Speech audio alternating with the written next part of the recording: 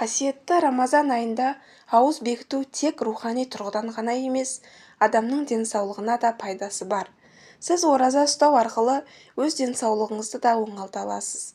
Әлемде көптеген адамдарда бел алып келе жатқан қант ауруын емдеу үшін дәрігерлер 10-15 күнде ораза ұстауды кеңес етеді.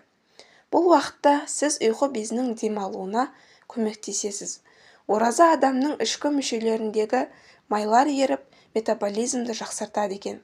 Біз күніне 14-15 сағатқа жуық тамақ ішуден тыйым салынатындықтан да адам ағзасында керек емес жасушалар жою процесі іске аса бастайтын болады. Сондай-ақ артық ет пен май мөлшері де жойылады. Әрине, оразаның алғашқы күндері аштық қаттырақ сезілуі мүмкін, алайда адамның есте сақтау қабілеті артатын болады.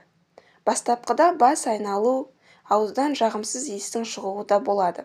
Бірақ уақыт өте келе ағзаңыздың өзі аштыққа үйрене бастайды. Оразаның негізгі мәні Алланың тыйған ісінен тыйылу. Сонымен қатар, сіздің ағзаңыз пайдаланып жүрген түрлі химиялық қоспалар бар. Тағамдардың басым көпшілігі улы заттарға толы. Ал ораза уақытында сіз осы улы заттардан арыла отырып, жасушалар жаңарып, жаңа қуат пен күш алатын боласыз. Ауыз ашқан соң бірден майлы, асқазанға ауыр тағамдарды жеуден аулақ болыңыз. Бұл дегеніміз сіз өз денсаулығыңызға зиян келтіретін боласыз. Алла елшісі пайғамбарымыз ауыз ашар кезде тек бірнеше құрмалардан дәм татып, аз ғана су ішіп, ақшам намазына тұратын болған.